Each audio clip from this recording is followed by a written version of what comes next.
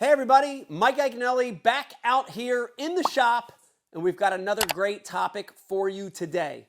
And in today's shop video, we're talking about my top 4 bass baits for the month of May. The month of May. May is such a good time of the year to go bass fishing, right? I would call it late spring, right on the front side of a hot summer. And it's a terrific time to catch bass. In this video, I'm going to give you 4 bass baits, but I'm going to break it down by region. I'm going to give you 2 baits for May north of the Mason-Dixon line. Let's say Virginia, Maryland, north. And then I'm going to give you 2 baits south of the Mason-Dixon line. Virginia south, the Carolinas all the way down to Texas and Florida. These baits are baits that are going to catch bass that are in that spring mode, okay? Spring mode. So let's start with my first 2. And the great thing about these first 2 are they definitely are going to work up north, but man, they're going to catch them down south too. So these first 2 are very, very universal for the month of May. And my number 1 bait for May, and it has been for a really, really long time, is the good old Shaky Head worm, the good old Shaky Head. And, one of the reasons this bait for me is so good in May is its ability to catch fish in all 3 phases of the spawn, okay? So, and I'm going to show you how to rig this, but the Shaky Head rig can catch pre-spawn bass, and guess what? If you live in Maine, upstate New York, there may be some pre-spawn bass in May. This bait's great at catching bedding bass. If you're in Pennsylvania or Delaware or Maryland or Ohio and bass are bedding in May, great bait to catch bedders. And last but not least, man, if your fish are post-spawn, boy, the action and movement of this bait catches a lot post-spawn fish. So even if you're down south, Shaky Head's my number 1 May bait. And just go over a quick tutorial on how to rig it, and I'm going to tell you why it's so darn good in May. So basically, it's a 5 to 7 inch straight tail worm. This is a Berkley power bait bottom hopper. A lot of different companies make them. First thing I do, I get about 1/8 of an inch of the head of that worm, and I just bite it off. And the reason I do that is I want to make a very flat seat for it, and that's going to set to the jig head better. Whatever jig head you're using, a screw in, a post peg, whatever you're using, it's going to seat to the jig head better, okay? Next thing is get your Shaky Head. This one's my favorite. This is a little sleeper jig head for me. It's called a VMC rugby head. And the reason I like the Shaky Head, it's got an offset hook. And I can Texas rig it. Easier to rig, easier to keep weedless, and all that stuff. So, normal Texas rig. Now, when I rig a Shaky Head, I don't care what jig head you're using, as I'm rigging it, this worm has a flat side to it, okay? The bottom of it's flat. All these Shaky Head worms, pick one that has a flat side. And when you rig it, you want the flat side facing down, okay? You're going to see why in a second. So basically on the VMC rugby head, go in 1/8 of an inch, push it out. This is just like Texas rigging. That's the great thing about this head. Do your normal Texas rig. I push it in a few times, get it working. And I just want to make sure it's nice and straight and the flat side's on the bottom, okay? There's your Shaky Head. And basically, in the month of May, I'm going to throw to where I think they're at, depending on if they're pre-spawn, spawn, or post-spawn. I'm going to let it fall on a semi-slack line. When I do that, the bait glides down. Remember, flat sides down. So the bait doesn't just fall like a rock. It actually glides. And that movement in the month of May, that movement all year is really, really a trigger movement. A bait that's sliding down. And then once it hits the bottom, guys, listen, it's called a Shaky Head. So all I'm going to do is shake my rod. I'm actually just going to get my rod tip. I'm going to put it at about, let's call it 1 o'clock, 2 o'clock.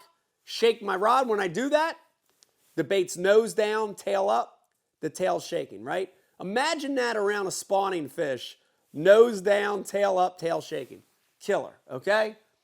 Shaky Head, my number one bait. I don't care where you live, my number one bait in the month of May. Okay. My number two, and this is another soft plastic, and you get the feeling soft plastics are very important in the month of May. My number two is a tail-weighted French fry. I'm not going to do too much on this one in rigging, but I'll do it real quick. You could watch a whole separate video on my channel about the tail-weighted French fry. But basically, it's a little 3 to 5 inch, 4-inch stubby soft plastic. This is a little Berkley power noodle. And all I do is I Texas rig it, right? Flat side down, just like the Shaky Head. And there it goes, nice and straight. I want to make sure I use a smaller, light to medium wire hook. I don't want to overpower that bait with the hook. And then all I'm going to do is get a little nail, any kind of nail, a little VMC tungsten or VMC lead nail. I'm going to stick it in the tail of the bait. Make sure that's nice and straight, okay? Now, we've got a French fry that the weight is in the back and actually pulls back, okay? So just like the Shaky Head, think about how good this is in the month of May. If you have bass that are pre-spawn and they're spawning around cover, docks, trees, whatever, this thing will glide underneath and catch pre-spawn bass. If you're catching spawners, throwing it around the bed, dude, that thing coming back at them when they're guarding the bed, they can't stand it. Last but not least, if you're fishing post-spawners, if you're down south and you have fry garters, a lot of times there's fry garters hanging around. A tail-weighted French fry falling in reverse when there's a ball of fry, dude, they cannot stand it, okay?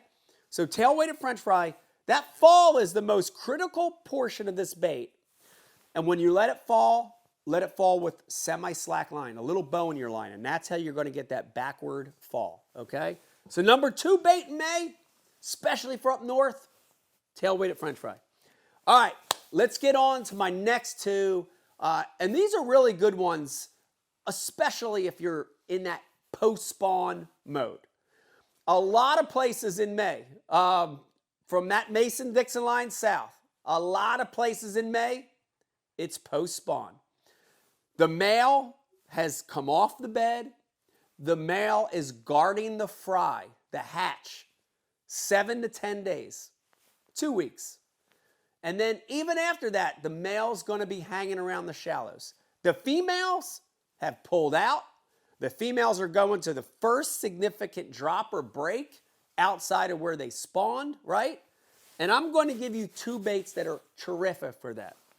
The first one, and this is a big category, so I brought 2 or 3 examples, is topwater. Topwater. If there's one lure in May that when I think about that lure style category, topwater, spring and fall, May and October are the 2 best months. May is terrific for topwater. And all the styles, right? Walking baits. If you're trying to cover a lot of water, especially if you're fishing those drops where those females move to, a walking bait to call them. This is a Skidder V. A buzz bait. If you're in an area that has a lot of heavy cover and you can't fish the treble hook lures, a buzz bait for covering flats, for covering water. Terrific. A popper in May around specific targets, right? If you see a stump or you see a patch of grass, a popper, because a popper can stay in the strike zone a lot longer. And last but not least, a prop bait in May is terrific. So remember, when the bass get done spawning, the other panfish species start spawning. So the bass come off the beds, the bluegills get on the beds, the sunfish. Man, when that happens, that prop bait's awesome. And I fish that prop bait a lot around where the bass have spawned, and the bluegill have taken over. I like casting this around those clusters of bluegill beds. And just like the popper, because of the double props, this is the X prop, it stays in the strike zone for a really long time, okay? So May and topwater, it's like bread and butter. Great lure, especially if you're in the post-spawn phase. All right, number 4, and again, especially if we're talking post-spawn.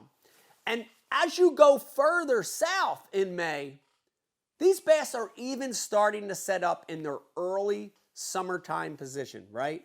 May in Georgia, Florida, Texas, Louisiana.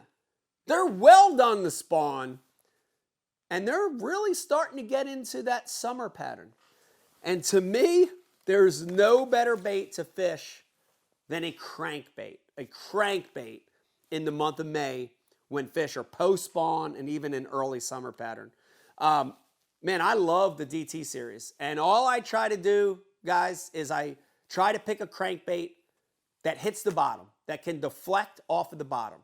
So, you know, from a DT, you know, fat 1 that goes this far, all the way to a DT 20 that dives 20 feet, I want to pick up a bait that hits the bottom. But in general, in May, and you heard me say it earlier in this video, I'm looking for the first significant drop-offs outside of where the fish have spawned. So when you look at that map and you say, yeah, man, I caught them spawning in March and April. That's the cove that I caught them spawning. Then look at your map and back out to that first significant drop-off. Guys, a lot of times it's a secondary point. A lot of times it's a main point that sticks out. And most of the time that drop-off is some kind of channel break. Whether it's a creek channel, a river channel, sometimes it's just a depression, sometimes it's a man-made dredge channel. But those first significant drop-offs are where the females start to gather. And some of the biggest bags, 5-fish bass bags I've ever caught in my life in the month of May have come on crankbaits. Pick a crankbait, hits the bottom. Specifically, real quick though, I love the DT10 and the DT14. A great depth zone in the month of May, especially if you're on lakes that have depth to them, 10 to 12 to 14 feet. Let's call it 10 to 14 foot. That 10 to 12 foot zone, killer. DT10, DT14, match the hatch with your color. It's a great May bait. All right, there you have it. My 4 favorite May baits. We went with 2 soft plastics, 2 hard style baits. Man, the Shaky Head and the tail weighted French fry, you can't beat it. It's going to catch fish in all 3 phases of the spawn. If you're in that post-spawn to early summer, May is topwater time, and crankbait catches the big girls in May, okay? So there's my top 4 baits. I hope you enjoyed this one. Listen to me. This is information coming at you every single week. If you like what you're here, if you like what you're watching, click on that button down there. Subscribe to my channel. We've got a new video coming every week. If you're already subscribed, tell your friends about Mike Iaconelli Fishing on YouTube. We're here to help you become a better angler. Try those baits in May, and you're going to catch the bass. Bye. Hey everybody, Mike Iaconelli. I hope you enjoyed this week's In the Shop. I hope you learned a little bit. And if you like these videos, remember, there's a whole boatload. Check out these 2, and you're going to learn more about bass fishing.